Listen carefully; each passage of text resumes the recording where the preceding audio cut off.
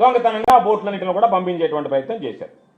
అందుకనే కావలి సిఐ మీద డిఎస్పీల మీద మాకు అనుమానం ఉందని చెప్పి మత్స్యకారులు మాట్లాడారు. మొన్న వచ్చినప్పుడు కూడా మత్స్యకారులు మాట్లాడారు.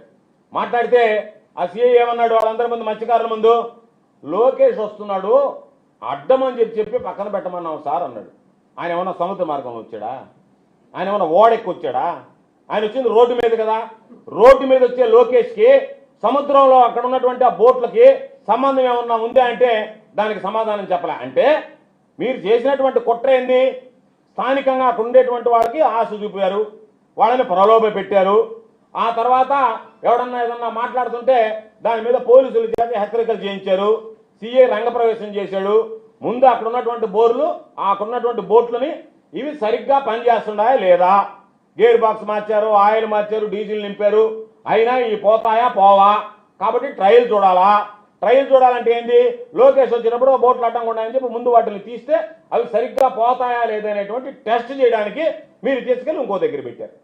ఎంత దారుణం, ఎంత దుర్మార్గం పెట్టి ఇవన్నీ సరిగ్గా ఉన్నాయి, మనం ఏ రాత్రైనా ఉడాయించవచ్చు, వెళ్ళిపోవచ్చు అని చెప్పిన వాళ్ళు నిర్ణయించుకున్న తర్వాత బోట్లకు సంబంధించినటువంటి తమిళ జాలర్లు మీరు వాటిని ఒక్క రాత్రి వీళ్ళందరినీ లోపరుచుకొని అక్కడ ఉన్నటువంటి వాచ్మెన్ల దగ్గర నుంచి కానిస్టేబుల్ దగ్గర నుంచి కానిస్టేబుల్ వీళ్ళని మత్స్యకారులు వెళ్ళి మేము బోట్లు చూస్తామంటే మీరు రావడానికి లేదంటారా? కానిస్టేబుల్ దగ్గరుండి పోలీసులు ఆ బోట్ని వాళ్ళకి పంపిస్తారా? ఇంతకన్నా దౌర్భాగ్యం, దురదృష్టం ఏదన్నా ఉందా? ఈరోజు మేము అడుగుతున్నాం.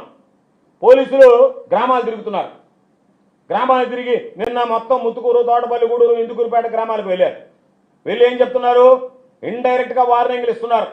మీరు ఎవరన్నా దీనిలో జోక్యం చేసుకుంటే మీ మీద కేసులు పెట్టాల్సి వస్తుందంటే దొంగ కేసులు పెడతాం మేము. అంటే మత్స్యకారులకి స్వేచ్ఛ లేదు, మత్స్యకారులకి స్వతంత్రం లేదు. మత్స్యకారులకు సంబంధించినటువంటి దాంట్లో మీరు మొన్న జువల దిన కార్యక్రమానికి ఇచ్చాం. ఎస్, అందరం ఈరోజు కూడా బాధపడుతున్నాం. జగన్మోహన్ రెడ్డి గారు ఎంత కష్టపడి దశాబ్దాల మత్స్యకారుల కళ ఈ ప్రాంతానికి సంబంధించి మాకు ఫిషింగ్ హార్బర్ ఉండాలి అని ఎవరు పట్టించుకోలే. అందరూ శంకుస్థాపనలు చేయడం, మేము మంజూరు చేశామని చెప్పడం, వెళ్ళిపోవడం. జగన్మోహన్ రెడ్డి గారు వచ్చిన తర్వాత 289 కోట్ల రూపాయలతో ఈరోజు జువలదిన్నలో ఫిషింగ్ హార్బర్ ఏర్పాటు చేస్తే సరే శంకుస్థాపన చేశాడు, కట్టాడు, దానికి సంబంధించినటువంటి రిబ్బన్ మీరు కత్తిరించుకున్నారు. ఇప్పటికీ దాంట్లో కార్యకలాపాలు పూర్తిగా మొదలు పెట్టడానికి మత్స్యకారులకు సంబంధించి కొద్దిపాటి నిధులిచ్చి పూర్తి చేయడానికి మీకు మనసు రావాలా? మత్స్యకారులు అంటేనే మీకు ఏ స్వభావం ఉంది? మత్స్యకారులు అంటేనే మీరు పట్టించుకోరు. ఎప్పుడు అధికారం ముందు వచ్చినప్పుడు మాత్రం మత్స్యకారుల పట్ల చిలక పలుకులు పలకడం, అధికారంలోకి వచ్చిన తర్వాత మత్స్యకారులను వదిలేయడం అనేటువంటిది మీకు ఆనవాయితీగా మారిపోయినటువంటి పరిస్థితి. అటువంటి పరిస్థితుల్లో చెలో జువలదిన్నకు వెళ్ళి అక్కడ అయ్యా మీరు మత్స్యకారులకు కట్టించినటువంటి జగన్మోహన్ రెడ్డి గారు కట్టించినటువంటి ఫిషింగ్ హార్బర్ సాగర్ డిఫెన్స్ అనే వాళ్ళకి ఇస్తే రేపు అక్కడ ఇబ్బంది జరుగుతుంది, అక్కడ వాళ్ళ ప్రయోగాలు చేస్తారు డిఫెన్స్కి సంబంధించి, ఆ ప్రయోగాల వల్ల చేపలు చనిపోతాయి, మత్స్య సంపదను కోల్పోతారు, దానితో పాటు కొంత భాగం వాళ్ళకి వెళ్ళిపోతే వీళ్ళకి అక్కడ స్వేచ్ఛగా స్వతంత్రంగా ఆ ఫిషింగ్ హార్బర్ని మత్స్యకార కుటుంబాలు అనుభవించలేరు, వెళ్ళే వాళ్ళకు గుర్తింపు కార్డులు ఇవ్వాలా.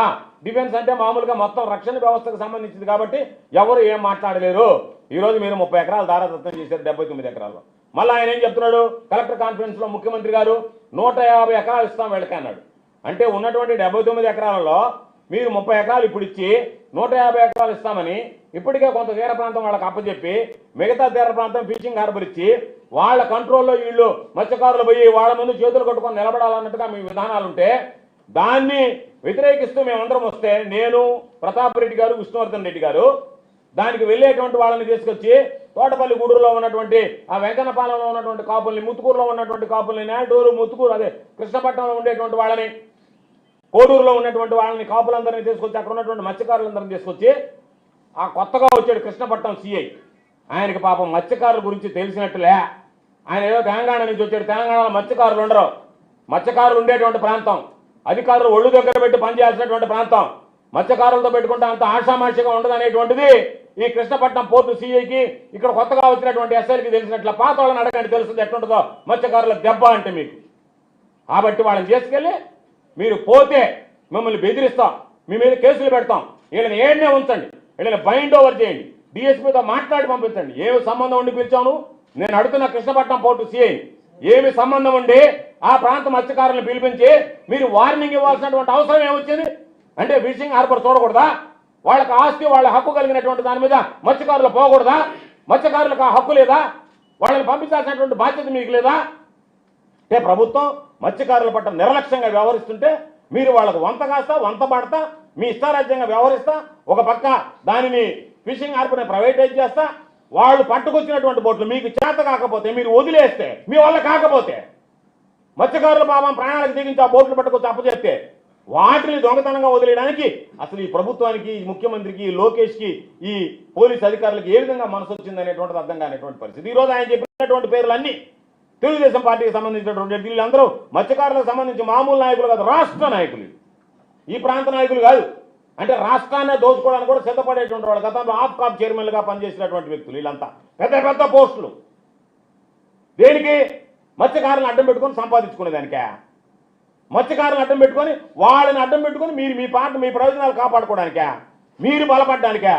ఒక వ్యక్తి నాయకత్వం వస్తే మత్స్యకారులకు సంబంధించి వాళ్ళ సమస్యలను పరిష్కరించగలగాలా, వాళ్ళ మీద దృష్టి పెట్టాలి తప్ప మీ రాజకీయాల కోసం మీ అవకాశం కోసం మీ ఆధిపత్యం కోసం వాళ్ళని బలి చేసేటువంటి విధంగా ఈరోజు మీరు నిర్ణయాలు తీసుకోవడం సరైనటువంటి పద్ధతి కాదు. కాబట్టి మేము ఖచ్చితంగా చెప్తున్నాం, మరలా తిరిగి గ్రామాల్లో మీరు ప్రవేశిస్తున్నారు, పోలీసులు వెళ్ళి హెచ్చరికలు జారీ చేస్తున్నారు, మీరు ఇబ్బందులు పడతానంటున్నారు. అంటే పోలీస్ మార్క్ రాజకీయం అనేటువంటిది నెల్లూరు జిల్లాలో ప్రారంభమైంది. పోలీసులు రాజకీయ జోక్యంతో మీకున్నటువంటి ప్రభుత్వాలు ఉంటే ప్రభుత్వాలు ఉంటాయి, శాంతి భద్రతలు కాపాడాల్సినటువంటి బాధ్యత మీ మీద ఉంది తప్ప మీరు దొంగతనంగా బోట్లు పంపించడం, ఆ బోట్లు పంపించాలని ప్రశ్నించేటువంటి మత్స్యకారుల్ని మత్స్యకారు కుటుంబాలని మీరు హెచ్చరించడం, మీ మీద కేసులు నమోదు చేస్తామని బెదిరించడం, బ్లాక్మెయిల్ చేయడం అనేటువంటిది సరైనటువంటి పద్ధతి కాదు. అందుకనే చెప్తున్నాం, ఈరోజు ఎక్కడ చూసినా అరాచకమే. ఏమో మత్స్యకారులు అంటే అంత నిర్లక్ష్యం మీకు. ఈరోజు జగన్మోహన్ రెడ్డి గారు శిలాపలకం వేశాడు, ఆ శిలాపలకాన్ని పగలగొట్టారు. శిలాపలకాన్ని పగలగొట్టినంత మాత్రాన మత్స్యకారులు ఏమైనా ఈ తరమే కాదు భావి తరాలు కూడా అందరం దాటిపోవచ్చు. మరో 100 ఏళ్ల తర్వాత కూడా అనుకుంటాం ఏమని, ఈ ఫిషింగ్ హార్బర్ దువ్వల దినలో వచ్చింది అంటే జగన్మోహన్ రెడ్డి గారి పుణ్యాన్ని వచ్చింది, జగన్మోహన్ రెడ్డి గారి హయాంలో జగన్మోహన్ రెడ్డి గారు చేసుకొచ్చాడు, దీనికి ఆద్యుడు జగన్మోహన్ రెడ్డి గారు. జగన్మోహన్ రెడ్డి గారు అనేటువంటి వ్యక్తి ఈ రాష్ట్రానికి ముఖ్యమంత్రి కాకుండా ఉంటే మనకి జన్మలో ఫిషింగ్ హార్బర్ వచ్చి ఉండేది కాదు. కాబట్టి దాన్ని తీసుకొచ్చినటువంటి వ్యక్తి జగన్మోహన్ రెడ్డి గారు అని చెప్పి ప్రజల హృదయాల్లో చిరస్థాయిగా ఉంటాయి తప్ప మీరు శిలాపలకాలు పగలగొట్టినంత మాత్రాన్నే జగన్మోహన్ రెడ్డి గారి పేరు ఈ ప్రాంత మత్స్యకారుల కుటుంబాల్లో నుంచి వాళ్ళ హృదయాల్లో నుంచి చెరపలేరు అనేటువంటి విషయాన్ని ఈ సందర్భంగా తెలియజేస్తున్నాం. దానితో పాటు పాపం మా సర్పంచ్ ఉన్నాడు ఇక్కడ, మత్స్యకారులకు సంబంధించినటువంటి మత్స్యకారుడు, ఆ గ్రామ సర్పంచ్. ఒక ముఖ్యమంత్రి కొడుకు మంత్రి స్థాయిలో ఉండేటువంటి వ్యక్తి వెళ్తే ఆ సర్పంచ్ని కనీసం పిలవరా? సర్పంచ్కి ఆహ్వానం ఉంటుందా? ఏమి మత్స్యకారుడు కాబట్టి ఆ సర్పంచ్ మత్స్యకారుడైనందువల్ల మీరు సర్పంచ్ని పిలవాల్సినటువంటి అవసరం లేదంటారా? అదే మిగతా వాళ్ళైతే మీరు వదిలిపెడతారా? మిగతా వాళ్ళైతే మిమ్మల్ని ప్రశ్నించరా? మత్స్యకారులు అయితే ప్రశ్నించలేదు, సర్దుకుపోతారని చెప్పి ఆ సర్పంచ్గా ఉన్నటువంటి వ్యక్తిని మీరు ఆపుతారా? మీ శిలాపలకాన్ని చూపిస్తాను చూడండి. ఆ శిలాపలకంలో ఆయన పేరు ఎక్కడుంది? సర్పంచ్ పేరు, జడ్పీటీసీ పేరు ఉండదా? అంటే మత్స్యకారులు అయితే వాళ్ళ పేర్లు వేయాల్సినటువంటి అవసరం లేదు.